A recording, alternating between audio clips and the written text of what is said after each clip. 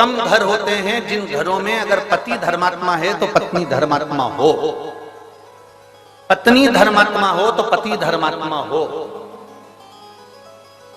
बहुत कम। सोचे जाओ तो नहीं होता। हमने अभी अभी यहाँ भटिंडा की कथा में एक बात कही थी, पंजाब में भटिंडा में कथा में करने आए थे, तब हमने बोला था अमिताभ का बेटा अमिताभ जैसा नहीं होता। हुआ क्या?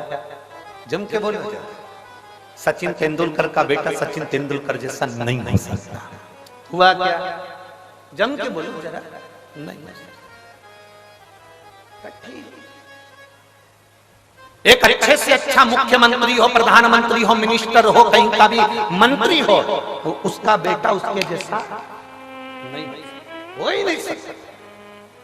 क्योंकि मेरे भोले बाबा एक बार जिसको जन्म दे देते हैं, एक बार जिसको जन्म दे देते हैं और उसमें इतना टैलेंट देकर पैदा करते हैं, उसमें ऐसा ज्ञान देकर पैदा करते हैं, उसके जैसा भगवान दूसरा नहीं बनाता, उससे कम बनाएगा पर उसके जैसा नहीं बनाता।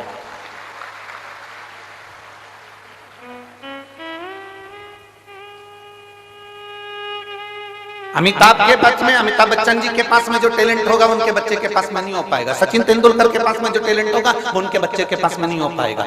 पिता जैसा बेटा नहीं होता। अगर बाप कलेक्टर है तो उसकी औलाद कलेक्टर हो सकती है, पर बाप जैसी नहीं हो सकती।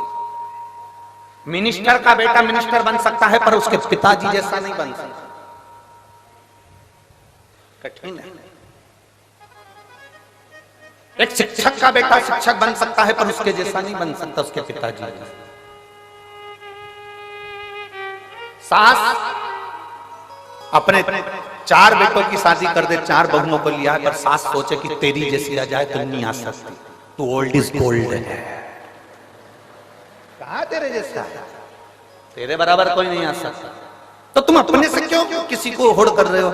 मेरी बहू मेरे जैसी आना चाहिए, मेरी बहू जितना मैं काम करूं वैसी आना चाहिए, मैं जितनी सुबह से उठती हूँ मेरी बहू उतनी उठने वाली आना चाहिए। अरे माँ, अमिताभ का छोरा अमिताभ जैसा नहीं बना, सचिन का छोरा सचिन जैसा नहीं बना, तो तेरी बहू तेरे जैसी कैसे बन सकती है? तुझे तो भगवान ने खुद आनंद में बनाया है। कहाँ सोच कर बैठे, क्या विचार लेकर बैठे? मेरी बहू मेरे जैसी होना चाहिए। मैं 4 घंटे काम करूं तो मेरी बहू भी 4 घंटे काम करे, मैं 10 घंटे काम करूं तो मेरी बहू भी 10 घंटे काम करे। नहीं हो सकता, कभी नहीं हो सकता। इसलिए जो नहीं हो सकता उसको छोड़ो और लड़ना बंद करो। भगवान से प्रार्थना करो, जैसी भेजी चंद्र घंटा बहुत अच्छी। उसमें क्या है? तुम ज्यादा सुधारने का प्रयास करोगे वो नवरात्रि में काल रात्रि बन जाएगा। क्या मतलब? फिर तुम्हें सुबह शाम रोज आरती करना पड़ेगी उसकी। और तुम क्या बहू की आरती करोगे? बहू तुम्हारी कर देगी। तुम क्या करोगे?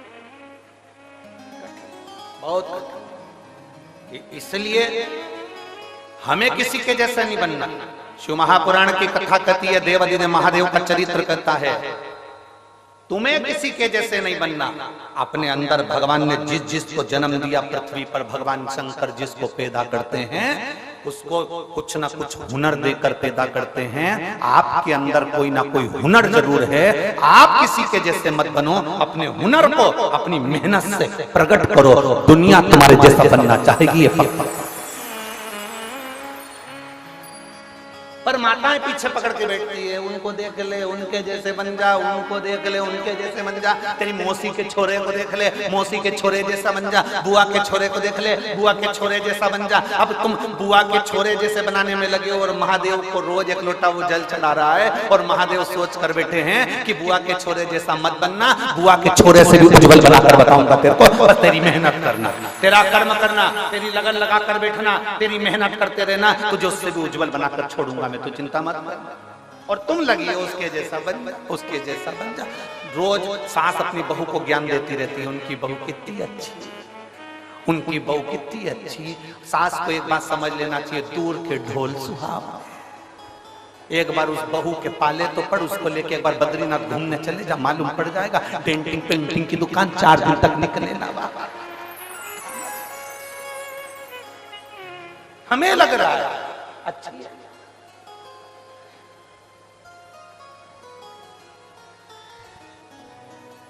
ये बहुत बहुत विचित्र बात है। हर पत्नी को ये लगता है तुम्हारा दोस्त कितना अच्छा है, उस दोस्त की पत्नी भी कहती है तुम्हारा दोस्त कितना अच्छा है। बस ये दोनों की भ्रम का है। उसको लग रहा है कि भैया जी अच्छे हैं, उनकी पत्नी को लग रहा है भैया जी अच्छे हैं। अब उनको क्या मालूम कि दोनों ही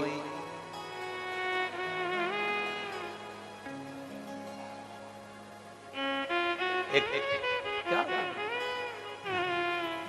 शिव कथा था जी, अपने में भगवान ने जो देकर भेजा वो किसी में नहीं देखा।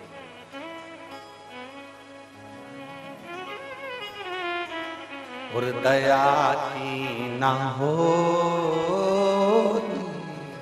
जो आदत तुम्हारी तो सोनी रे अदालत तुम्हारी गरीबों के दिल में जगह तुम न पाते तो किस दिल में होती इबादत तुम्हारी, तो किस दिल में होती इबादत तुम्हारी। बहुत सोच से मिले। जिसके ललाट में जो लिखा है वो होना है, जो निश्चित है उसका सोचे से मतलब।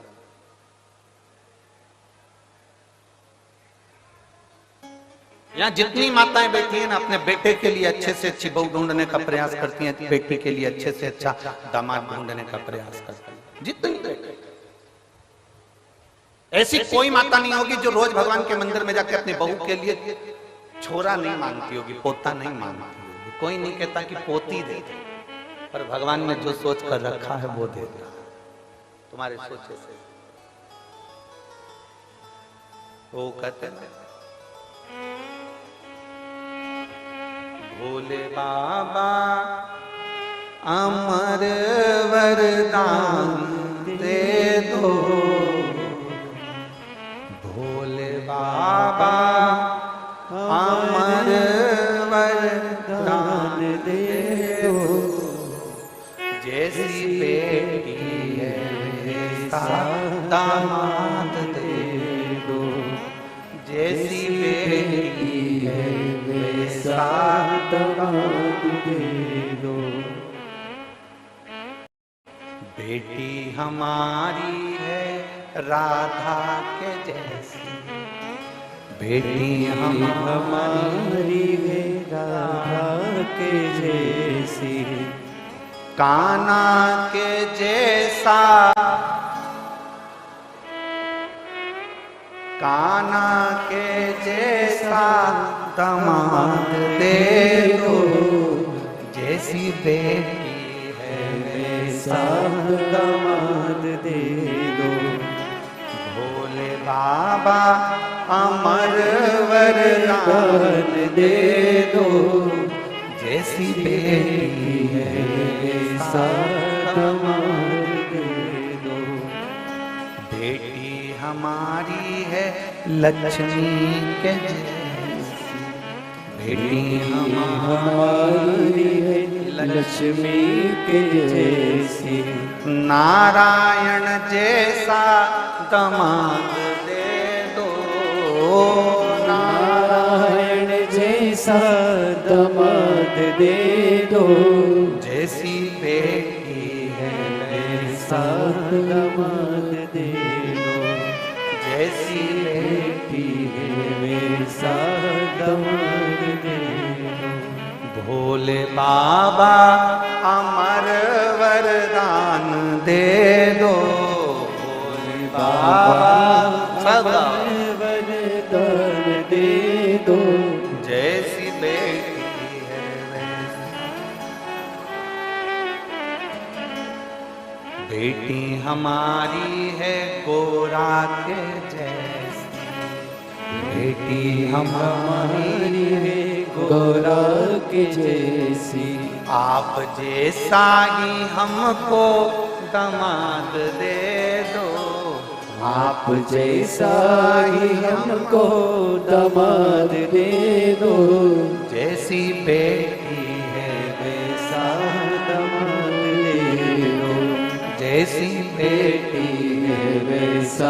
दामाद दे दो। भोले बाबा अमर वरदान दे दो। भोले बाबा अमर वरदान दे दो। जैसी बेटी है वैसा दामाद, जैसी बेटी है वैसा दामाद दे दो। और मान लो मिल भी गए, ए सिरसा वाली जीजियों, अरियो हरियाणा वाली मेरी जीजियों, मिल गए। कितनी आस, कितनी आस, और कितनी खुश होती हो अच्छा दामाद मिल जाए। बोलो बोलो, जम के बोलो, जम के बोलो जरा, खुश होती हो कि नहीं होती हो?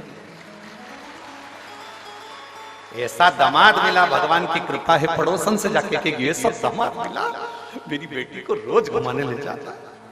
इतना बढ़िया दामाद मिला, मेरी बेटी के मुंह से निकला और उसने सामान मांग के दिया। ऐसा दामाद मिला है, मेरी बेटी कुछ कहती हो तुरंत मान लेता है।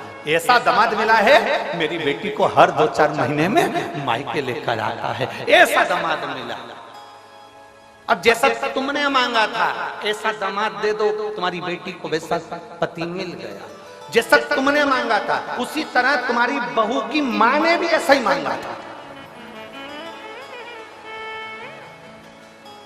तुम्हारी बहू की मां ने भी ऐसे मांगा था, ऐसा बेटा देना, ऐसा बेटा देना। अब तुम्हारी बेटी का पति घुमाने ले जाए तो अच्छा, तुम्हारी बेटी का पति तुम्हारी बेटी को चाउमीन खिलाने ले जाए अच्छा, तुम्हारी बेटी का पति तुम्हारी बेटी को सोने के जेवर पहनाए तो अच्छा, तुम्हारी बेटी का पति उसको ले जाकर मायके के घुमा कर लाए तो अच्छा। और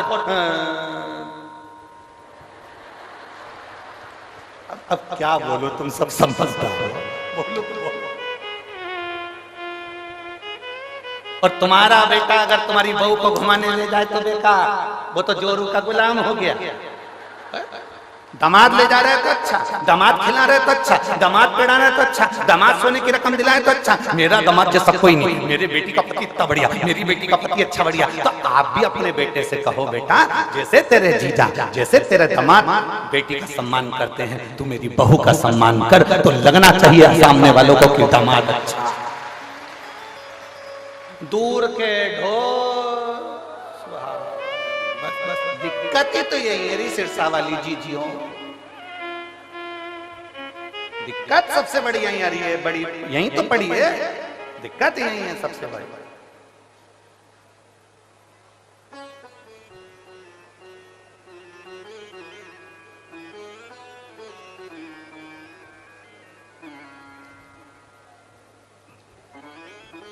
हमें दिक्कत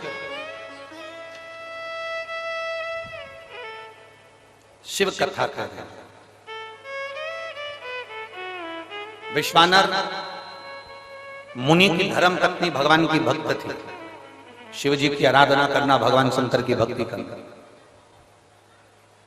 विश्वानर मुनि स्वयं शिव की आराधना में डूबने वाले। इनका एक नियम बड़ा पक्का था, प्रतिदिन शिवलिंग का निर्माण करना, पूजन करना, विसर्जन करना। और जिस दिन शिवलिंग का निर्माण नहीं कर पाते थे, जिस दिन शंकर भगवान के शिवलिंग की आराधना नहीं कर पाते थे, जिस दिन भगवान शंकर के शिवलिंग का पूजन नहीं कर पाते थे, उस दिन एक बेलपत्री का दान देते थे। कितनी कितनी बेलपत्री? एक। शिव पुराण पढ़ी है आप लोगों ने? हमारी बात पे भरोसा मत करना, बिल्कुल भी। सीवर वाले महाराज पे बिल्कुल भरोसा मत करो, रत्ती भर भी। गीता प्रेस गोरखपुर की शिव पुराण खरीद के लाओ, उसको पढ़ो। सीवर वाला महाराज झूठ तो नहीं बोल रहा, पढ़ो। कुमार खंड निकालो, उमा खंड निकालो, शिव महापुराण का कुमार खंड, उमा खंड निकाल कर पढ़ो, जिसके अंतर्गत लिखा हुआ है एक बेलपत्री का दान किसके बराबर होता है? तो कहा 1.25 मन सोने के सिंहासन पर शालिग्राम जी की मूर्ति को बिठाकर सोने का श्रृंगार कर कर किसी ब्राह्मण को दान दिया जाता है, उससे 1000 गुना दान बड़ा एक बेलपत्री का दान के बराबर। हम पर भरोसा मत करना, कहीं सीवर वाला महाराज झूठ तो नहीं बोल दिया, इसलिए शिव पुराण उठाकर पढ़ो। गीता प्रेस गोरखपुर की शिव पुराण को लाओ, पढ़ो और अध्ययन करो। अध्ययन करने पर तुम्हें मिलेगा कि शालिग्राम भगवान की शिला को सोने के सिंहासन पर बिठाकर, सोने और हीरे से सजाकर जो दान करने का पुण्य मिलता है, वो पुण्य पुण्य केवल एक बेलपत्री के दान से मिल जाता है। केवल एक बेलपत्री में वो बल होता है। और अच्छे से समझ लेंगे, शंकर जी पे चढ़ी हुई बेलपत्र, मान लो तुम्हारे पास में बेलपत्र नहीं, मान लो तुम्हारे पास में बेलपत्र नहीं, अब तुम्हारे पास बेलपत्र नहीं है, शिव जी के मंदिर में गई हो, शंकर के शिवालय में गई हो, देवाधिदेव महादेव के शिवालय में पहुंची हो, शिवालय में शंकर के शिवलिंग पर जो बेलपत्र चढ़ी होती है, उस बेलपत्र को उठाकर पानी से धोकर वापिस चढ़ा देने का फल क्या होता है, वो भी शिव महापुराण में जरूर पढ़िए। तारा बाबा की कुटिया में कथा चल रही है और श्री गुरु शिव पुराण चल रही है, जरा ध्यान से सुनना इसको, बहुत सावधानी से। जितने बाहर के पंडालों में भक्त बैठे और जितने आस्था चैनल पर सुन रहे हैं, जितने फेसबुक यूट्यूब पर सुन रहे हैं, जितने रोड पर बैठकर कथा सुन रहे हैं, जहां जहां आवाज जा रही है, जहां बैठकर कथा सुन रहे हैं, बहुत सावधानी से कथा का स्मरण करिएगा। एक बेलपत्री का दान शालिग्राम भगवान के सोने के सिंहासन पर बैठकर दान करने के बराबर है। शंकर भगवान के शिवलिंग पर चढ़ी हुई बेलपत्र को धोकर वापिस शंकर भगवान के शिवलिंग पर चढ़ाने का जो पुण्य है, कहा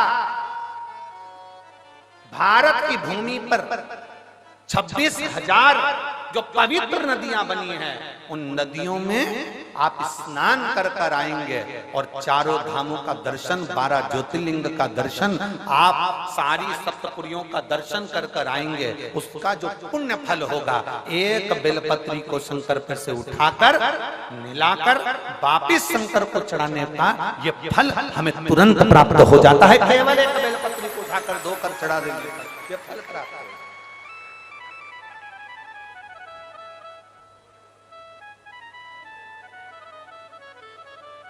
एक बेलपत्र, ना जाने कौन कौन ने ऐसा नियम बना दिया, हमें तो समझ में नहीं आता। थोड़ा सा दुनिया के लोग लोभ लालच में नियम बनाए हो तो बात दूसरी है।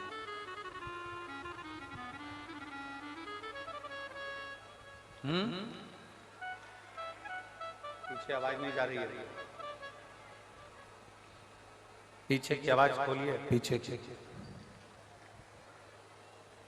वहां जाके बक्से के तारों में चेक करिए कि आवाज क्यों नहीं पहुंच रही है।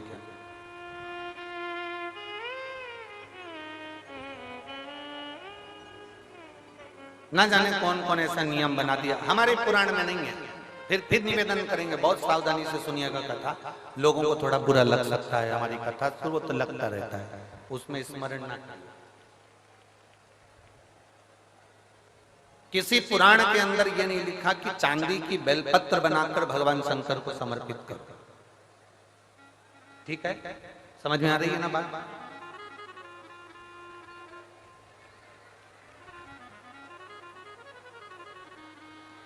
किसी पुराण के अंदर यह नहीं लिखा, किसी शास्त्र के अंदर यह नहीं लिखा कि चांदी की बेलपत्र बनाओ, सोने की बेलपत्र बनाओ और भगवान को चढ़ाओ, भगवान को समर्पित करो।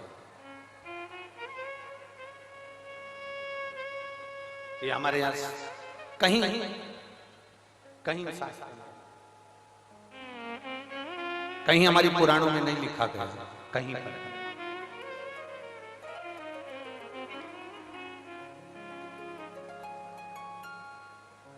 शंभु शरणे पड़ी मां घड़ी रे घड़ी, दुख काटो दया करी मैं दर्शन आपको। शंभु शरण पड़ी मांगू घड़ी रे घड़ी, दुख काटो दया करी मैं दर्शन आपको। शंभु शरण पड़ी मांगू घड़ी रे घड़ी, दुख काटो दया करी मैं दर्शन आपको। अब किसी ने एक नया नियम बनाया, चांदी की बेलपत्र शंकर जी को चढ़ा, सोने की बेलपत्र शिव जी को चढ़ा। ये हमारे शिव महापुराण के एक भी 24,000 श्लोक में से एक भी श्लोक में कहीं चांदी और सोने की बेलपत्र का प्रसंग नहीं है।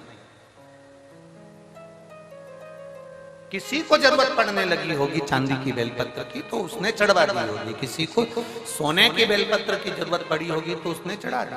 वो अपना प्रसंग अपनी जगह। सोने की बेलपत्र क्या कोई साधारण सा शिव भक्त चढ़ा सकता है? जम के बोलो जरा। चांदी की बेलपत्र कोई साधारण सा शिव भक्त चढ़ा सकता है क्या? अगर चांदी और सोने की बेलपत्र का नियम आया है तो फिर तांबे पीतल की क्यों नहीं आया? एल्युमिनियम की क्यों नहीं आया? कपड़े की बेलपत्र का क्यों नहीं आया? कागज की बेलपत्र का नियम क्यों नहीं आया? आया तो सोने और चांदी की बेलपत्र का नियम आया। ये हमारे शास्त्र के हिसाब से, ये हमारे शिव पुराण के हिसाब से बिल्कुल नहीं। दूसरे को देखकर कभी मत विचार करना। कई लोग उज्जैन महाकाल का दर्शन करने जाते हैं, कई लोग ओमकारेश्वर का दर्शन करने जाते हैं, कई लोग विश्वनाथ जी का दर्शन करने जाते हैं, तो वहां डलिया मिलती है फूल पत्ती की, तो उसमें एक चांदी की बेलपत्र भी रख देते हैं कि ये चांदी की बेलपत्र वो चढ़ाएंगे और आपको दे देंगे, तो आप वो चांदी की बेलपत्र ले जाके अपनी अपनी तिजोरी में, अलमारी में, अपने अपने घर में रख लेना ना।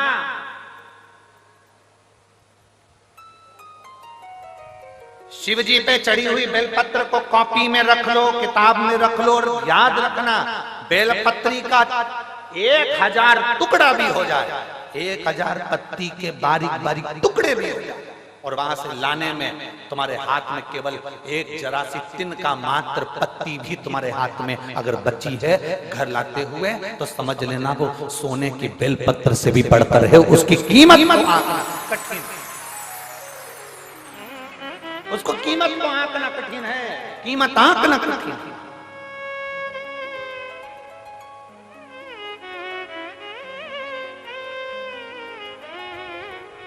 एक बेलपत्री की कीमत को कौन आंक सकता है बाबा? समझे? ये किसी ने एक फाइल भेजी है जिसमें इस व्यक्ति को जो बीमारी हुई है वो लाखों में किसी एक को होती है, जिसके अंदर उसके शरीर की नसें चौक होती चली जाती है, शरीर काम करना बंद कर देता है, आखिरी में वो व्यक्ति का पूरा शरीर, जिह्वा, कान, गला लुप्त होकर पड़ जाता है, हाथ पैर सब ढीले पड़ जाते हैं, शरीर पूरा काम करना बंद कर देता है। उस शरीर में कोई ऊर्जा नहीं रहती, केवल प्राण चलते हैं, और भगवान से लोग प्रार्थना करते हैं कि तो प्राण छूट जाए तो अच्छा। इतना बड़ा शरीर उठाकर कौन कहां लेकर जाए? जो हिल नहीं सकता, जा नहीं सकता, एक बीमारी जिसको डिस्टेमिया कहते हैं, ऐसी बीमारी इस व्यक्ति को हो गई थी, जिसने पूरी डॉक्टर की रिपोर्टें और पूरे चीजें लगाई है उस व्यक्ति ने, और अपनी पूरी, पहले आप फोटो देखिए उस व्यक्ति का जो पड़ा हुआ है, जो एलईडी वाले हैं वो एलईडी पर दिखाएंगे, आस्था चैनल वाले आस्था चैनल पर दिखाएंगे। जिस व्यक्ति का शरीर, हाथ, पैर, गर्दन कुछ भी काम नहीं करता था, केवल पड़ा रहता, उसका कोई शरीर काम नहीं करता, कोई शरीर उसका कार्य नहीं करता। अब उसके पत्र पर अपन ध्यान देंगे। मेरा नाम अजय कुमार मेहता है, मैं फतेहाबाद हरियाणा का निवासी हूं। कहीं बैठे हो तो हाथ हिला सकते हैं। आप ही हैं? श्री शिवाय नमस्ते। आ जाओ, एक बेलपत्र ले जाना, आ जाइए। मैं फतेहाबाद हरियाणा का निवासी हूं। मेरा मोबाइल नंबर ये है। मैंने कोरोना काल में 2021 में पहली वैक्सीन की डोज लगाने के बाद मुझे मालूम नहीं पड़ा कि मेरे शरीर को क्या हो गया। समय आया, मेरे शरीर ने काम करना बंद कर दिया और मेरा शरीर पूरी तरह से शिथिल हो गया। गर्दन ठहर नहीं पाती थी, हाथ गिर जाता था, पांव उठ नहीं पाता था, शरीर पूरा ऐसा ही पलंग पर पड़ा रहता था। हमने गुड़गांव मैदानता में दिखाया। वहां दिखाने के बाद मालूम पड़ा कि मुझे बीमारी हो गई है। ये बीमारी लाखों लोगों में एक को होती है, जिसका इलाज पूरे विदेश में भी नहीं है। किसी पेशेंट को कभी अच्छा होता हुआ इस बीमारी के अंतर्गत नहीं देखा गया। लगभग इस बीमारी में एक इंजेक्शन लगता है, पर वो भी मुझे लॉक नहीं कर रहा था। बार बार हम डॉक्टर को दिखाने गए, हमने विदेश तक में जाकर इसकी जांच कराई, पर इसका कोई हल नहीं निकला। ये बीमारी जैसी की जैसे थी, एक इंजेक्शन लगवाते थोड़ा सा आराम मिलता, फिर वैसे ही हो जाते। गर्दन ठेरती नहीं, हाथ ठेरता नहीं, पांव ठेरता नहीं। इलाज करते करते थक गए। तब मेरी धर्मपत्नी और उसकी मित्र निधि खन्ना ने उसको आपके बारे में कथा का वर्णन किया।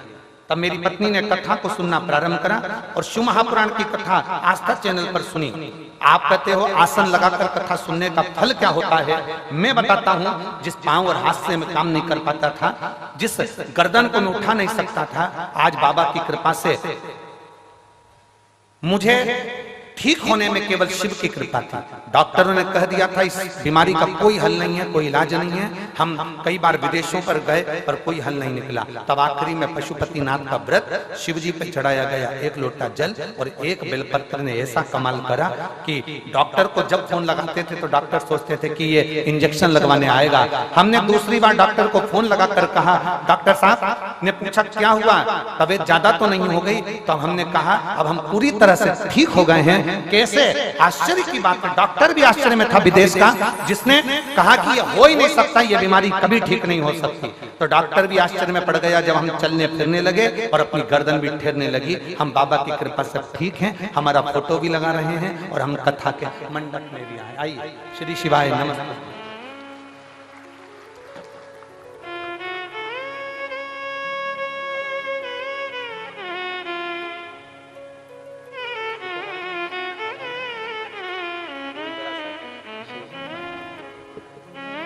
आपने पत्र भेजा, ये शिव तत्व है। जो व्यक्ति पलंग पर से नहीं उठता था, जिसका शरीर काम नहीं करता, लाखों में किसी एक को वो बीमारी हो जाती है जिसमें शरीर पूरा तरह से चोक हो जाता है। कई बच्चे ऐसे पड़े हुए हैं, हम उनकी माताओं से निवेदन करेंगे, आपको किसी के पास कहां तक लेकर जाओगे?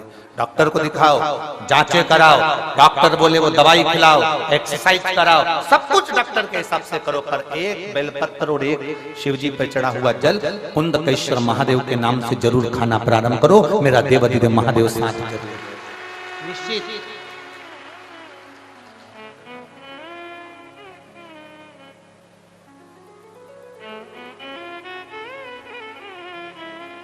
और तेरी कृपा बिना न हिले एक भी अणु, लेते हैं श्वास तेरी कृपा से तनु तनु। हे गंगाधार मुक्ति द्वार ओमकार तू, भोले ओमकार तू। आयो शरण तिहारी शंभु तार तार। बखान क्या करूं मैं राखों के ढेर का, चपटी भभूत में खजाना कुबेर का। हे गंगाधार मुक्ति द्वार ओमकार तू, भोले ओमकार तू। आयो शरण तिहारी शंभु तार तार। शिव है। सोने की बेलपत्री जो काम नहीं करती, चांदी की बेलपत्री जो काम नहीं करती, हीरे पन्ने की बेलपत्री जो काम नहीं करती, वो एक वृक्ष पर से तोड़ी हुई बेलपत्र वो काम करती। ब्रह्म में मत पड़ना, भ्रमित मत होना। चांदी की बेलपत्र चढ़ाकर कोई तुम्हें दे भी दे और कहे कि ये लो बेलपत्र, ये हमने चांदी की दी है, उसको कहते ना ये चांदी की बेलपत्र तुम्हारे पास रखो, हमें तो शंकर जी पे चढ़ी हुई एक सादी सी बेलपत्र दे दो जो दुनिया की औषधि है। बहुत बहुत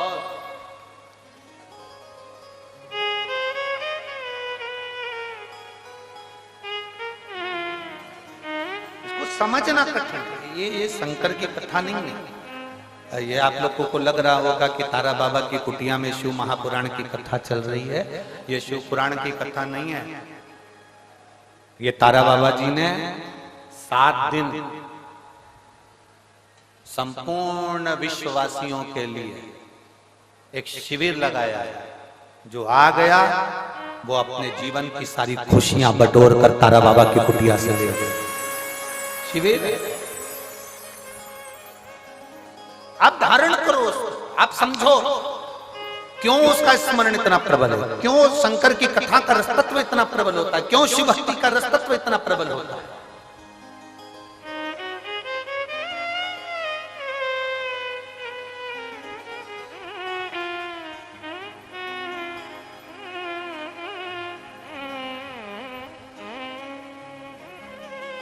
कल कोई कह रहे थे, हम सुबह जब मॉर्निंग वॉक में घूम रहे थे, सुबह 5 साढ़े 5 बजे का समय होगा, वो जो बाउंसर लोग लगे हैं ना, तो वो कह रहे थे गुरुजी हम यहाँ हमेशा सेवा में आते हैं, पर एक बात आज तक समझ में नहीं आई, इतना सारा कथा हुआ पर ये कथा में ये इतने सारे आ कहां से गए, ये समझ में नहीं। और हम किसी को भी कुछ भी बोलते हैं ना तो वो टस से मस नहीं होता। पहले जितनी कथा होती थी ना, सब में समझदार लोग आते थे, तो हमने कहा राम कथा में राम जी जैसे आए हैं, कृष्ण कथा में कृष्ण जैसे आए हैं, शंकर जी के तो सब ऐसे ही मिलेंगे।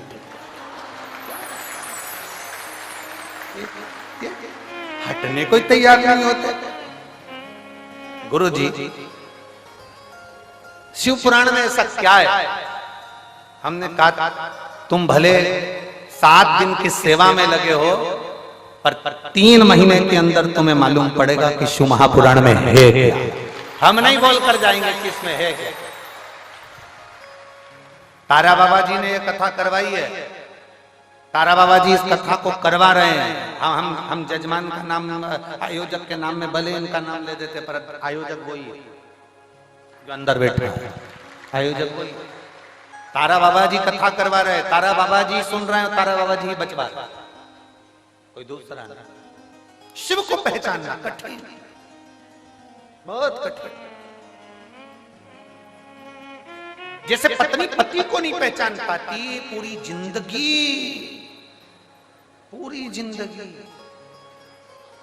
नहीं पहचान सकती। एक पति पत्नी गार्डन में घूम रहे थे, गार्डन में घूमते घूमते सामने से कुत्ता आ गया। कुत्ता पति पत्नी की ओर बढ़ रहा था, पति को डर लगा, पत्नी ने पति का हाथ जम के पकड़ लिया, ये कुत्ता मुझे खा जाएगा। कुत्ता और पास में आया, पत्नी और घबराई, पति को लगा ये कुत्ता मेरी पत्नी को ना काट खा, कुत्ता मुझे काट खाएगा चल जाएगा, पर पत्नी को ना काटे, क्योंकि पत्नी को काटा तो कल बच्चों का टिफिन कौन बनाएगा, बच्चों को स्कूल कौन पहुंचाएगा।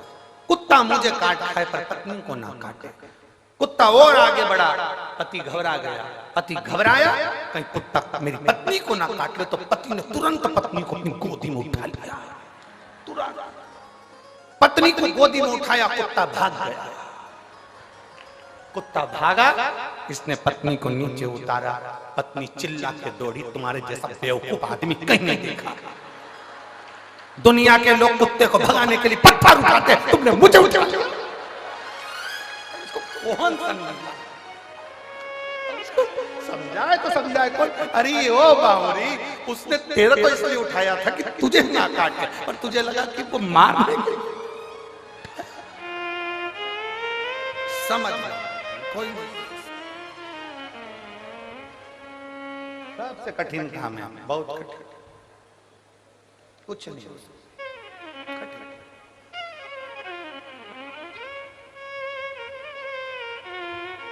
शिव कथा कर रहे हैं, भगवान शंकर का संवाद कर रहे हैं। शिव को समझना बहुत कठिन, बहुत कठिन। कौन समझा भगवान देवाधिदेव महादेव को? जो समझ गया वो शिव जैसा हो गया। जो नहीं समझा वो ना समझ पाया। जिसने शंकर भगवान को, वो बच्चे ने पूछा शिव पुराण में ऐसा क्या है, हमने एक ही बात कही, शिव महापुराण की कथा कोई साधारण नहीं है। आप सुन रहे हो, सुनो, 3 महीने के अंदर मालूम पड़ेगा कि तुमने जो सेवा करी, भले तुम्हारे कान में पहुंची कि ना पहुंची, पर तुमने शिव पुराण की जो सेवा करी उसका फल क्या होता है वो 3 महीने में मालूम पड़ता है। ये इतने पत्र जो आप लोग लिखकर भेज रहे हैं, हमारे पास तो समय नहीं रहता कि हम इसको पढ़े, इतना समय नहीं रहता। 2-4 पत्र हमने पढ़ लिए तो पढ़ लिए, बाकी के नीचे बड़े पढ़े। 2 दिन में इतने पत्र आए, भी 7 दिन में ढेर लगे। या हम कोई लिखते नहीं है, हम आपको पहचानते भी नहीं। सिरसा में पहली बार आए गोविंद जी, गोपाल जी, हमारा आना भी नहीं हो, कभी इधर से क्रॉस भी नहीं हो, पहली बार आना हुआ। हालांकि गोविंद जी तो बोले थे हमको जब हम बठिंडा आए थे कि आप एक बार यहाँ आओ, एक बार यहाँ पहुंचो, एक बार आओ, और हमारा आना ही नहीं। बहुत कठिन, जब तक भोले बाबा बुलाता नहीं तो हम जाते भी नहीं। हमने पहले भी कहा, हमको गोविंद जी ने नहीं बुलाया, ना गोपाल जी ने बुलाया, अंदर बैठे हैं लंगोटी लगाकर, बाजू में पिछोड़ा रखकर, बड़े अलमस्त होकर बैठे। हम कल गए थे मामा, हमने उनसे बात भी करी, बुला लिया आपने, अलमस्त होकर बैठे। मस्त कथा का लाभ ले, पहचानना कठिन। शिव को जो जान गया वो दुनिया में सब कुछ है। एक पढ़ी लिखी गई, एक पत्र देखिए,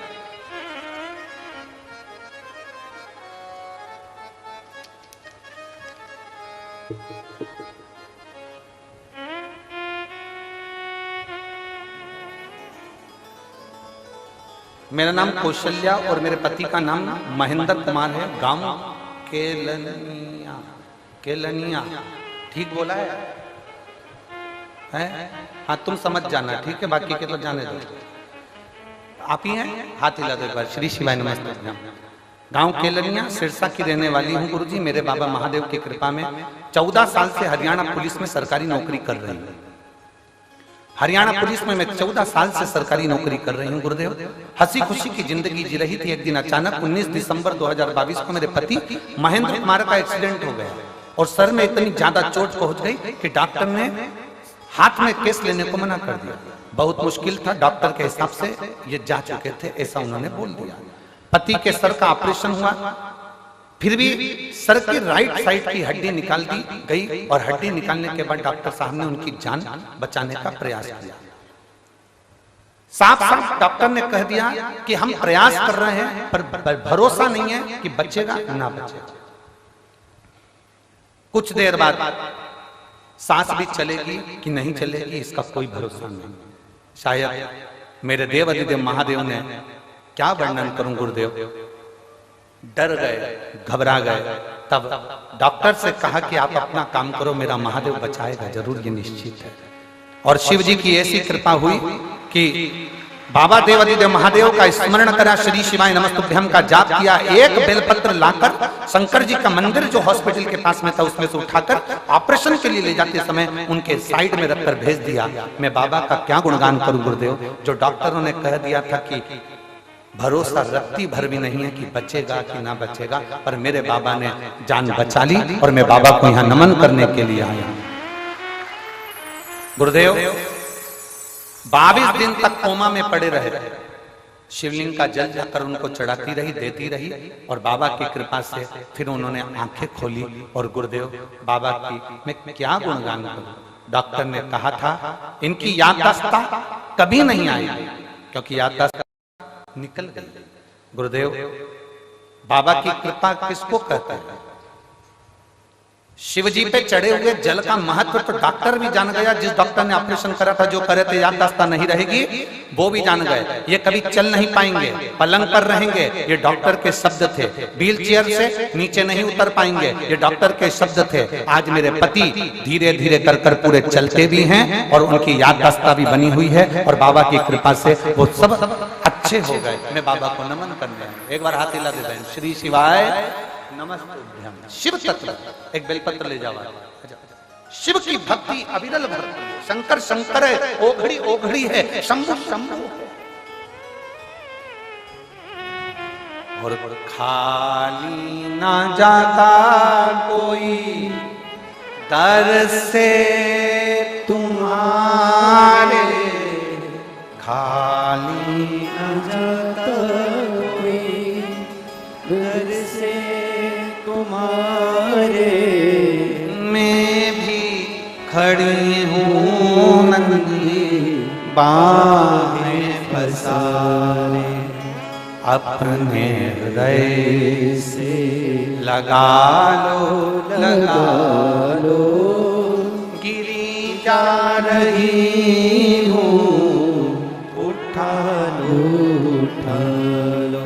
भोले अपने दर से अब तो न टालो, गिरा जा रहा हूँ उठा लो, उठा लो। हम उसके भरोसे, हम उसके विश्वास पर जड़ी रहे। ना सोचिए सोने की बेलपत्र में जो बल नहीं, चांदी की बेलपत्र में जो बल नहीं, वो शंकर भगवान की एक बेलपत्र में बल होता है।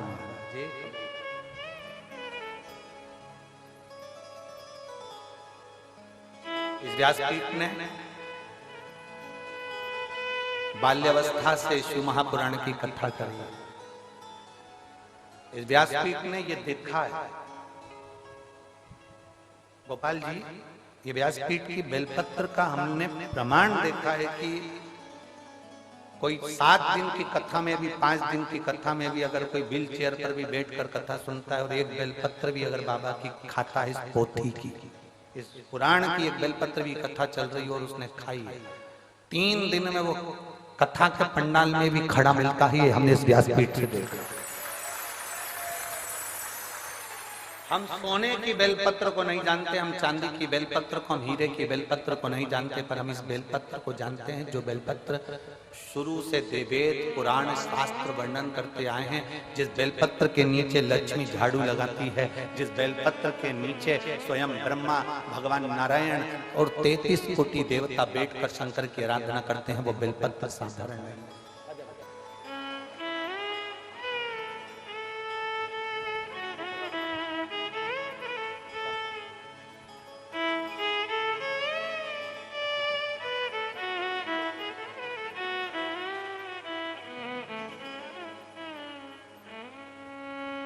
अरे लुटा दिया भंडार काशी वाले ने, कर दिया माला माल काशी वाले ने।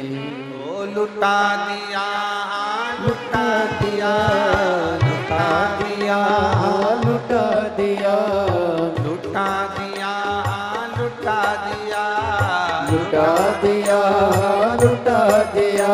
अरे लुटा दिया भंडार काशी वाले ने, कर दिया माला माल काशी वाले ने। ओ लुटा दिया भंडार काशी वाले ने, कर दिया माला माल काशी वाले ने। लुटा दिया भंडार तारा बाबा ने, लुटा दिया भंडार तारा बाबा ने। ओ लुटा दिया भंडार तारा बाबा ने, लुटा दिया भंडार तारा बाबा ने। ओ कर दिया माला माल तारा बाबा ने, कर दिया माला माल काशी वाले ने। ओ लुटा दिया भंडार काशी वाले ने, कर दिया माला माल काशी वाले ने।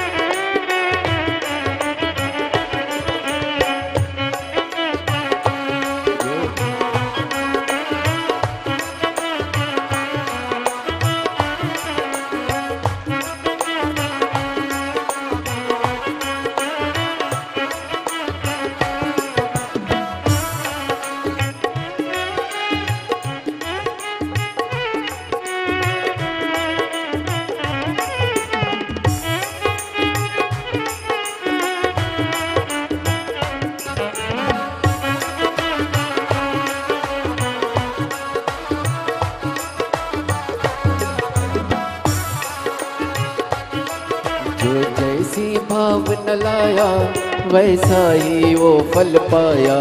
जो जैसी भावना लाया वैसा ही वो फल पाया। जो जैसी भावना लाया वैसा ही वो फल पाया। जो जैसी भावना लाया वैसा ही वो फल पाया। नहीं खाली उसे लौटाया वो मन ही मन हर्षाया। नहीं खाली उसे लौटाया वो मन ही मन हर्षाया। कर दिया उसे निहाल काशी वाले ने, कर दिया माला माल काशी वाले ने। कर दिया उसे निहाल काशी वाले ने, कर दिया माला माल काशी वाले ने। लुटा दिया भंडार काशी वाले ने, कर दिया माला माल काशी वाले ने। लुटा दिया भंडार काशी वाले ने, कर दिया माला माल काशी वाले ने।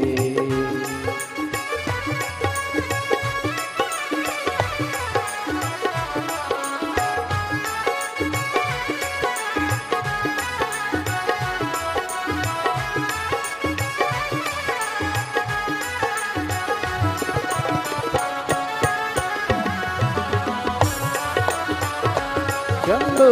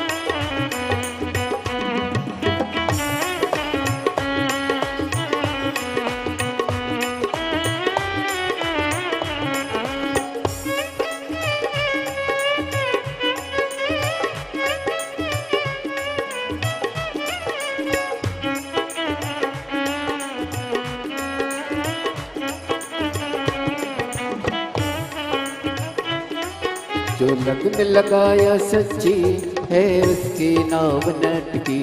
जो लगन लगाया सच्ची है उसकी नाव नटकी। बेड़ों को पार लगाया नहीं देर करी पल भर की। बेड़ों को पार लगाया नहीं देर करी पल भर की। मिटा दिया जंजाल काशी वाले ने, कर दिया माला माल काशी वाले ने। मिटा दिया जंजाल काशी वाले ने, कर दिया माला माल काशी वाले ने।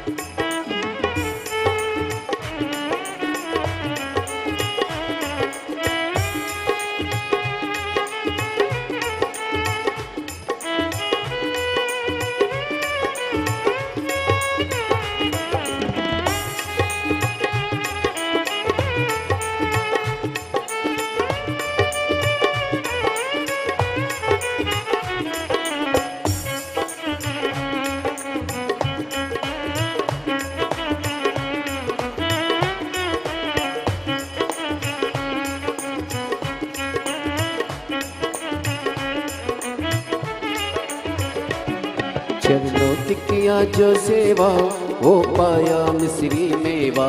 चरणों की किया जो सेवा वो पाया मिस्री मेवा। जिसने है मांगा बेटा वो चांद सा टुकड़ा पाया। जिसने है मांगा बेटा वो चांद सा टुकड़ा पाया। कर दिया फिर खुशहाल काशी वाले ने, कर दिया माला माल काशी वाले ने। कर दिया फिर खुशहाल काशी वाले ने, कर दिया माला माल काशी वाले ने। दिया माला माल काशी वाले ने, कर दिया माला माल काशी वाले ने। कर दिया माला माल काशी वाले ने, कर दिया माला माल काशी वाले ने। लुटा दिया भंडार काशी वाले ने, कर दिया माला माल काशी वाले ने। लुटा दिया भंडार काशी वाले ने, कर दिया माला माल काशी वाले ने। लुटा दिया भंडार काशी वाले ने, कर दिया माला माल काशी वाले ने। लुटा दिया भंडार काशी वाले ने, कर दिया माला माल काशी वाले ने। ओ लुटा दिया भंडार काशी वाले ने, कर दिया माला माल काशी वाले ने। लुटा दिया भंडार काशी वाले ने, कर दिया माला माल काशी वाले ने। महादेव है। अपने स्थान पर बैठकर भगवान शिव जी से अपने मन की बात बड़े भाव के साथ दिल से बाबा देवादिदेव महादेव से प्रार्थना करेंगे। अपने मन की बात बाबा को कहेंगे। जहां जगह मिले वहां बैठकर भगवान से प्रार्थना करें, भोले बाबा से। सभी पंडालों में जहां जगह मिले वहां बैठे, खड़े रहकर नहीं, बैठकर बाबा से निवेदन भाव से विनती की। जो कार्यकर्ता भी खड़े हैं वो भी बैठकर बाबा से प्रार्थना करें, बड़े भाव के साथ, बड़े आनंद के साथ, दिल से बाबा से निवेदन करें। जिसको आता है वो साथ में बोलेंगे, आपकी आवाज हम तक पहुंचे। बड़े भाव से बाबा से आप प्रार्थना करें।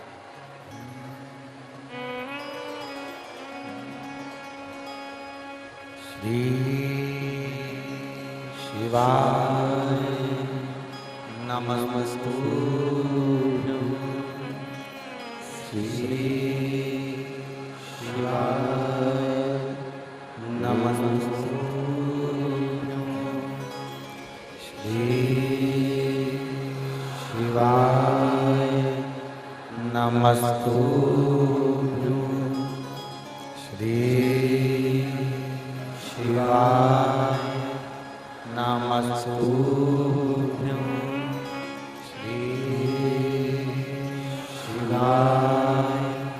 नमस्तु।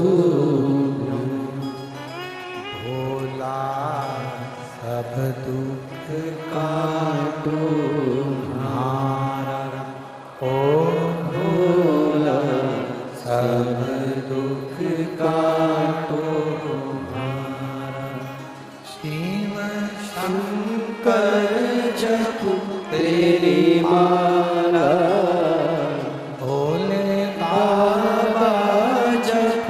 तेरी माला। भोला सब दुख काटो हमारा, ओ भोला सब दुख काटो हमारा। वेश है मंगल मंगलकारी, वेश है मंगल मंगलकारी। शमशान वासी हमारा, शमशान वासी हमारा।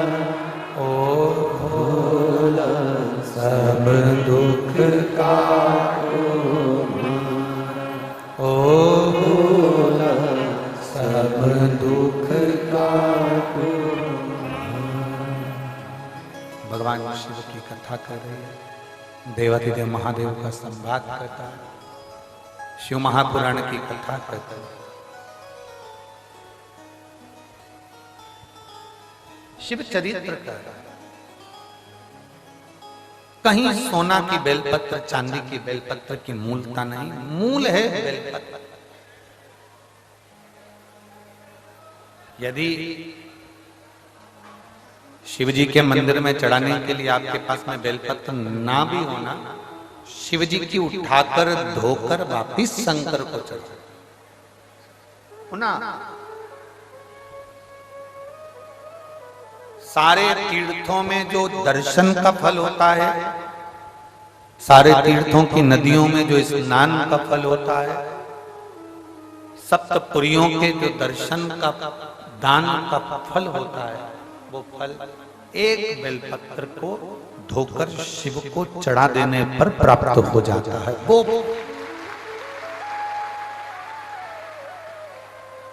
अब एक नया नियम लोगों ने लगा दिया, सावन महीना आता है, 1.25 लाख बेलपत्र चढ़ाओ, शंकर जी खुश हो जाएंगे। ये थोड़ी थोड़ी भ्रांतियां हैं लोगों की। शिव महापुराण इसी को समाप्त करती है बस। शिव पुराण का कार्य यही है कि भ्रम निकालना, भ्रम से दूर कर दे। एक माता जी ने एक प्रश्न किया था, गुरुजी अगर घर में शिवलिंग रखना हो तो उसकी प्राण प्रतिष्ठा करना पड़ती है क्या? उसकी प्राण प्रतिष्ठा की जरूरत होती है क्या? हमने अभी इससे पहले जो कथा थी कुशीनगर की, उसमें वर्णन किया था, राम जी की प्राण प्रतिष्ठा करना पड़ेगी, कृष्ण भगवान की प्राण प्रतिष्ठा करना पड़ेगी, देवी जी की प्राण प्रतिष्ठा करना पड़ेगी, कोई देवता है तो उनकी प्राण प्रतिष्ठा करना पड़ेगी। पर अगर नर्मदा का कंकर है, नर्मदेश्वर महादेव है, भगवान शंकर के शिवलिंग की कोई प्राण प्रतिष्ठा की जरूरत नहीं पड़ती, वो स्वयं प्रतिष्ठा। पारद का, स्फाटिक का, मोती का, माटी का, चाहे जिस शिवलिंग का आप निर्माण कर रहे हो, उस शिवलिंग में आपको प्रतिष्ठा की जरूरत नहीं, आप उसको नर्मदेश्वर मानकर उसका स्मरण करिए। नर्मदेश्वर, यहाँ तारकेश्वर महादेव में, तारा बाबा की कुटिया में 2 शिवलिंग का दर्शन होता है। एक तारा बाबा जी की कुटिया के अंदर जो शिवलिंग विराजमान है वो पारद का शिव, दूसरा जो शिवलिंग शंकर भगवान के मंदिर के अंदर विराजमान है वो नर्मदेश्वर शिवलिंग है। 2 शिवलिंग का दर्शन, एक पारद का, एक नर्मदा जी का। जैसे सीहोर कुबरेश्वर धाम से लाया हुआ कंकर और रुद्राक्ष औषधि का कार्य करता है। औषधि, आप लोगों में से कोई गए हैं सीहोर कुबरेश्वर धाम? गए हो? धन्यवाद, प्रणाम आप सबको, रखिए साधु। जाना चाहिए, 12 ज्योतिर्लिंग के मध्य में है कुबरेश्वर धाम। हम तो गोपाल जी को और गोविंद जी को भी कहेंगे, सपरिवार एक बार बाबा के धाम जरूर है। और यहाँ तो शिवरात्रि तक कार्यक्रम रहता है ना, शिवरात्रि के बाद तक वहां रुद्राक्ष उत्सव चलता है। 7 मार्च से 13 मार्च तक चलेगा। उस बीच में वहां रुद्राक्ष महोत्सव, वहां का कंकर शंकर होता है। वहां का कंकर अगर आप लेकर आए हैं और उस कंकर को आप पूज रहे हैं तो उसमें शिव की आकृति का दर्शन होता है। एक दूसरा, वहां का जो रुद्राक्ष है उसको पानी में कैसे भी कितने भी साल तक गलाते रहो, वो रुद्राक्ष में बदबू नहीं आती, सड़ता नहीं है, और उसका पानी औषधि का कार्य करता है। इसमें भी कई पत्र से उसमें रखा है। वहां का कंकर शंकर है भूमि। हम निवेदन करेंगे आप सबको भी कि आप भी 7 मार्च से 13 मार्च तक जो रुद्राक्ष उत्सव है, बाबा के धाम में एक दिन की कथा जरूर सुनना चाहिए। सीहोर की पवित्र भूमि पर गोपाल जी आप भी पधारे, गोविंद जी आप भी पधारो, और जितने यहाँ कथा श्रवण कर रहे हैं सबसे निवेदन अपने जीवन में, और जितने आस्था चैनल पर सुन रहे हैं, कुबरेश्वर धाम की पवित्र भूमि पर भले एक रात्रि का विश्राम कर कर कथा सुनो, पर उस कंकर शंकर की धरा पर बैठकर उससे विनय कर कर, दिल से उससे प्रार्थना कर कर, निवेदन कर कर उसको सुनो। और कितना बड़ा सौभाग्य, तारा बाबा की कुटिया से भोलेनाथ जी के द्वार तक की कथा। यहाँ 2 मार्च तक कथा चलेगी। फिर यहाँ शिवरात्रि महोत्सव चालू हो जाता है, चलता है। यहाँ पर भी एक आनंद ही आनंद, और वहां पर भी आनंद ही आनंद। श्रवण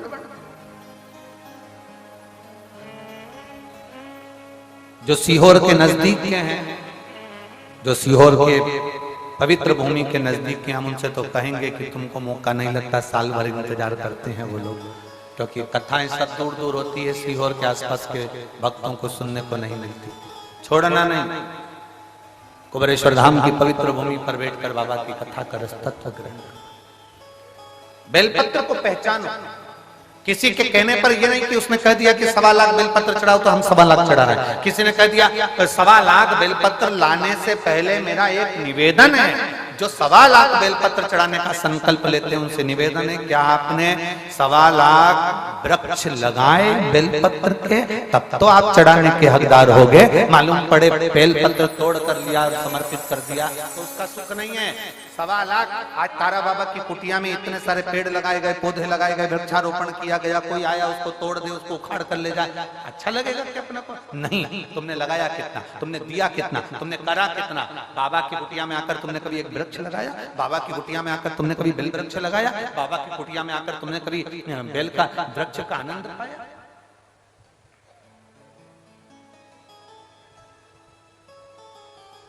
आज इस भूमि पर हम गोविंद जी से और हमारे मन में आया तो हम कह दें क्या गोपाल जी, अगर कर सको तो हम तो विनय कर सकते हैं। ऐसा हमारे शास्त्र कहते हैं, ये शिव पुराण में लिखा है, विद्येश्वर संहिता, जहां पर बेलपत्री के 51 वृक्ष होते हैं, उन वृक्ष की जैसे कहते हैं ब्रज में वाटिका होती है, अशोक वाटिका होती है, वो वाटिका हमारे यहाँ इसको बेल वाटिका कहता है।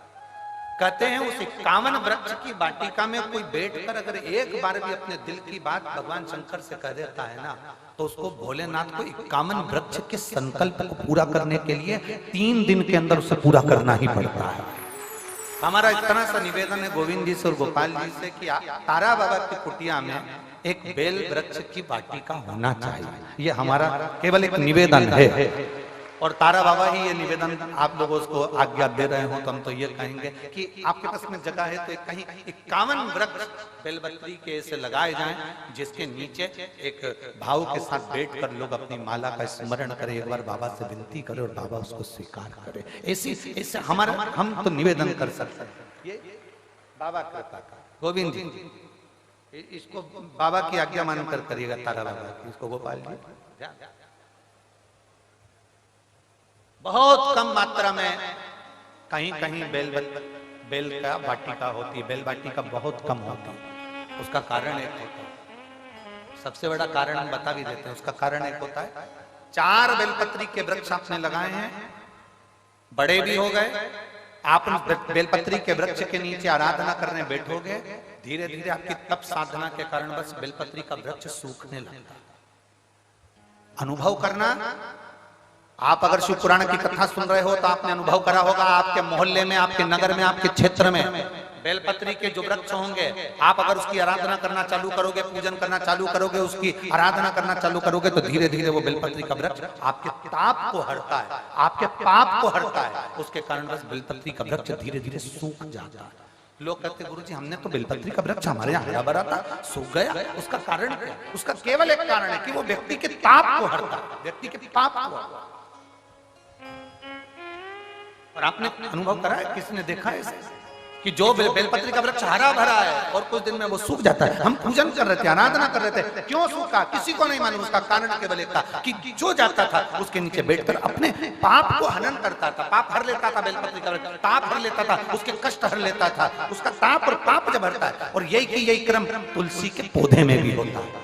जब हमारे घर में, हमारे घर के दरवाजे पर जो तुलसी का पौधा लगा हुआ होता है, तुलसी के पौधा हमारे घर के दरवाजे पर होता है, जब कोई भी दुख आने वाला होता है, कोई हरकत होती है, सबसे पहले तुलसी का पौधा सूख जाता है। वो तुलसी का पौधा जो क्यारे में है वो सूख जाता है। कई घर ऐसे हैं जहां तुलसी का पौधा बार बार लगाया जाता है, बार बार सूख जाता है, फिर लगाओ फिर सूख जाता है। कार्तिक महीने में लगाने का प्रयास करते हैं, फिर सूख जाता है, ना जाने कैसे सूख जाता है। लोग पूछते हैं गुरुजी तुलसी का पौधा सूख गया, तुलसी का पौधा सूख गया। उसका कारण केवल तुलसी ताप हरती है, तुलसी पाप हरती है, बेलपत्र ताप हरता है, बेलपत्र पाप। अब विश्वामित्र मुनि के घर में संतान नहीं थी, पत्नी और पति दोनों धर्मात्मा थे। एक पुण्य करते थे, वो शंकर के शिवलिंग का निर्माण करते थे, पूजन करते थे। पूजन अगर नहीं कर पाते थे तो प्रदोष या शिवरात्रि, हर महीने प्रदोष आती है, हर महीने शिवरात्रि होती है, प्रत्येक महीने शिवरात्रि आती है, प्रत्येक महीने। जैसे तारा बाबा जी का जन्म माघ शिवरात्रि को हुआ और ज्योति में ज्योति विलीन फागुन शिवरात्रि पर। प्रत्येक महीने शिवरात्रि आती है, प्रत्येक। ऐसा कोई शिवरात्रि नहीं है जो हर महीने ना, प्रत्येक शिवरात्रि कुछ ना कुछ अच्छा करने के लिए।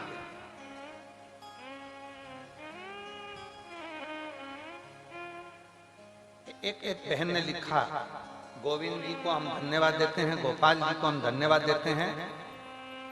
यहाँ पर हमने बहुत कथा सुनी, पर शिव पुराण के लिए तरस रहे, तो हम गोविंद जी और गोपाल जी को धन्यवाद देते हैं जो तारा बाबा की कुटिया में उन्होंने कथा करवाकर हम सबकी मन की तमन्ना पूरी कर दी।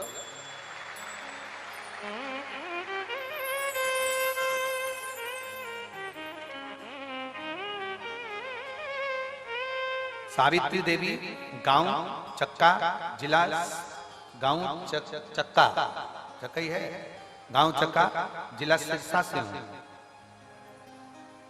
कहीं बैठी होंगी तो हाथ हिला सकती हैं। गांव चक्का, जिला सिरसा से।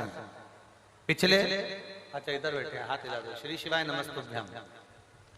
पिछले कई सालों से हार्ट और बीपी की बीमारी थी, शुगर भी कंट्रोल में नहीं थी।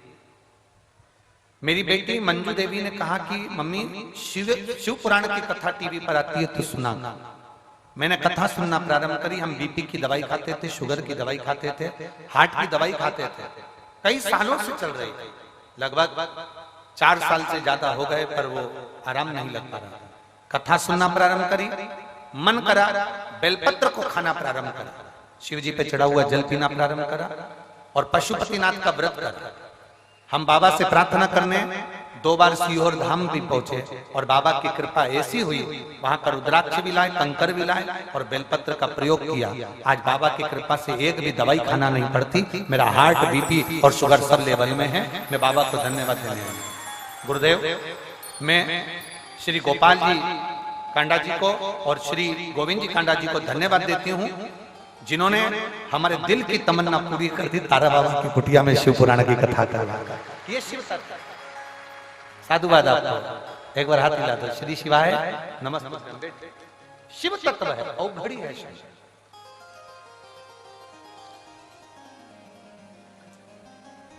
एक दिल से बाबा से प्रार्थना, दिल से। और मेरी जीजियों सुनो, सिरसा वालियों, जरा अच्छे से, भीड़ भले हो, जगह भी ना मिले तो भी उसके दरवाजे तक जाते रहो, वो एक ना एक दिन हमारे दरवाजे पर खड़ा मिलेगा। भीड़ वाले हो बहुत,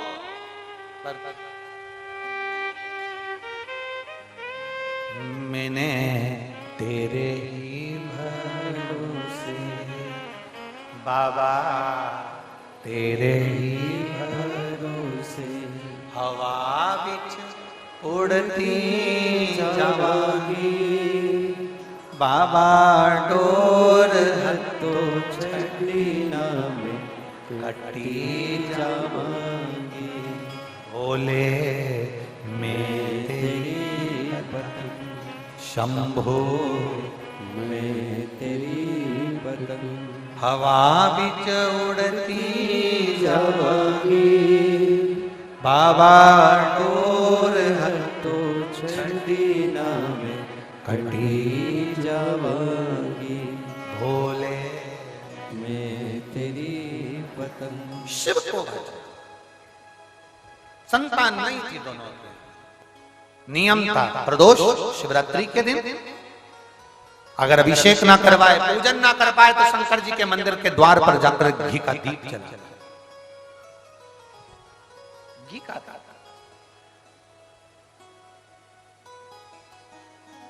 कितना भी कर्जा हो, कर्जे में डूब गए हो आप, कर्जे में ज्यादा डूब, मरने का प्लान मत बना, प्लान चेंज। कितना भी डिप्रेशन हो, कितना भी टेंशन हो, मरना तो है ही। लोगों की छाती पे मुंह डालना, मरना नहीं।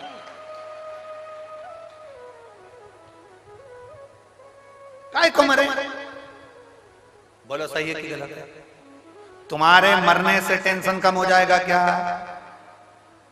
जो ऑफिसर दिन की ड्यूटी नहीं कर पाता उसको गवर्नमेंट रात की ड्यूटी लगा देते। ड्यूटी तो करना पड़ेगी। अभी 3 घंटे करे हैं तो बाद में 3 घंटा करो, पर 8 घंटे की ड्यूटी है तो 4-4 घंटा कभी भी करो, पर करना पड़ेगा। तुम अगर सोचो कि मैं मर जाऊंगा मेरा टेंशन कम हो जाएगा, तो वापिस जन्म लेके फिर टेंशन मिलेगा। इसलिए एक बार अच्छे से टेंशन ले लो। अपने को टेंशन ज्यादा आ भी जाए ना, मरना नहीं है। और मरो भी तो थोड़ा फैशन चेंज करो। पानी में डूब के क्या मरना? Old fashion. ट्रेन के नीचे मर गए, ओल्ड फैशन। गाड़ी के आगे आ गया, ओल्ड फैशन। रस्सी बांध के मर गए, ओल्ड फैशन। जहर खा के मर गए, ओल्ड फैशन। न्यू फैशन लाओ। शंकर जी के मंदिर में रोज जाओ, रोज जल चढ़ाओ, रोज उसके सामने विनती करो, प्रार्थना करो, अब तेरे दरवाजे पर ही कहूंगा, किसी से नहीं। क्या मरना है? जरा जरा सी बात में मरने चल दिया। मैं बहुत दुखी गुरुजी, मैं बहुत तकलीफ में, आंख से आंसू आए, रोता जाए। आग लगे बस्ती में, अपन रहो मस्ती में। ज्यादा जितना ज्यादा टेंशन हो उतना जोरदार श्रृंगार करो, खजूर वाली चोटी बना के पीछे जोरदार सजा के खूब। क्या किसको रोइए, चादर ताड़ के सोइए। जो ज्यादा ताना मारे, मोहल्ले के लोग ज्यादा ताना मारे, ये चल दी शंकर की भगत, ये चल दी बाबा की कुटिया, ये चल दी तारा बाबा के यहाँ, ये चल दी जल चढ़ाने, ये चल दी भक्तन, ये चल गई भगवान की भक्तन, ये हो गई सियोर वाला गुरुजी की चेली। जो जितना ज्यादा बोले उसके सामने और जोरदार पेंसिल से लाइन खींचो, डब्बा भरो, आंख नीली पीली करके लोटा भर के फिर जा अपने कौन फर्क पड़ा? अलमस्त हो क्या कईयों की आदत गुरुजी, उसमें गुरुजी क्या करेगा? और इतनी वजह कभी किसी कई बार तो हमको आश्चर्य होता है, इसी चक्कर में तो हम कोई मर जाता है तो हम बैठने नहीं जाते, क्योंकि वो घिसी पिटी बात एक ही लेकर बैठ जाता है। उससे कोई आएगा पूछेगा कैसे मरा, क्या हो गया था, अच्छा तो था, उसने पूरी कथा सुना दी, रात को कड़ी खाई थी, मक्का की 2 रोटी भी खाई, मेरे से बोले बाथरूम जाना है, मैं ले गई, वापिस आए सोए। अब क्या बोल रहे उसको बता। फिर कोई आ गया, तुम्हारे जाते ही फिर कोई आके बैठ गया, क्या हो गया? फिर उसको पूरा सुनाया। एक काम कर लो, सीडी भरवा लो, प्लेयर में लगा, जैसे कोई पूछे क्या हो गया, खटका दबा दिया। अरे क्या, मरने वाला मर गया, जाने वाला चले गया। एक काम करो, बैठने क्यों जाते हैं उसका एक कारण है। गरुड़ पुराण कहती है हम मरने वाले के यहाँ बैठने इसलिए जाते हैं क्योंकि जीवात्मा 10 दिन तक उसके घर की अटारी पर रहती है, और 10 दिन बैठने वाले इसलिए आते हैं कि वहां बैठकर भगवान का नाम लेंगे तो जीवात्मा को मिलेगा और वो तर जाएगी, इसलिए। पर दुनिया उल्टी है, उल्टी। क्या हो गया? मरने वालों का क्या? एक बार हम भी किसी गांव में चले गए थे, कोई मर गया तो हम चले गए, उनको बताया भी नहीं हमने कि हम आए। हम तो दरवाजा खोल के अंदर घुस गए। सब कोई झाड़ू लगा रही थी, कोई पोछा लगा रही थी, कोई बर्तन मांज रही थी। उनने देखा महाराजा सब थे चालू करा और चालू करे तो अब हमें भी आंख में आंसू आते आते तो हम भी हंस दिए। अब मुझे बच्चा, अरे आग लगे बस्ती में, जरा जम के बोलो, अपन रहो, बोल बम का नारा है सारी समस्या का हल। अपने को टेंशन नहीं है, डिप्रेशन में बिल्कुल मत जाओ, चिंता बिल्कुल मत करो। कई बच्चे कहते हैं हम सीए की पढ़ाई में पास नहीं हुए, कोई के इंजीनियर में पास नहीं हुए, कोई के हम इसमें पास नहीं हुए, कोई के हमारी नौकरी नहीं लग रही, कोई के हमारा ये हो गया। क्या है चिंता? एक लड़के ने लिखा,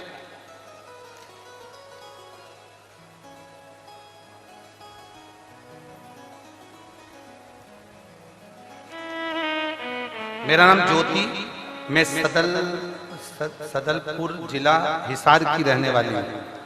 मैं बाबा का क्या गुणगान करूं, कहीं बैठी हो ज्योति जी? ताहती लसत। मेरा नाम ज्योति, मैं सदलपुर जिला हिसार की रहने वाली हूँ। एक लोटे जल का मैं क्या वर्णन करूं गुरुदेव। मेरा भाई 2021 से आर्मी की नौकरी की तैयारी कर रहा था, पर उसका कहीं सिलेक्शन नहीं हुआ, आखिरी में वो हार गया। उसने पेपर देना ही बंद कर दिया, उसने एग्जाम देना ही बंद कर दिया। जय जय श्री राधे। सभी भक्तों को हर हर महादेव, सदा जय श्री कृष्णा, श्री शिवाय नमस्तोभ्यम। पूज्य गुरुदेव का आगमन हो चुका है, गुरुदेव व्यासपीठ पर मंचासीन हो चुके हैं। आप सबकी तरफ से व्यासपीठ को नमन करते हुए, हम सबके प्रिय, हम सबके लाडले ठाकुर कल्लू जी महाराज के चरणों में नमन करते हुए, परम सत्य परम आदरणीय विश्वविख्यात पूज्य गुरुदेव के पावन चरणों को नमन करते हुए, और आप सभी शिव भक्तों के चरणों में नमन करते हुए सुंदर कथा के दूसरे दिवस में हम सभी प्रवेश करेंगे। मैं निवेदन करूंगा आदरणीय विधायक महोदय श्री गोपाल कांडा जी से, वे मंच पर पधारे और हम सभी को 2 मिनट का उद्बोधन प्रदान करें। आदरणीय विधायक महोदय श्री गोपाल कांडा जी बड़े ही आदर और सम्मान से मंच पर पधारे।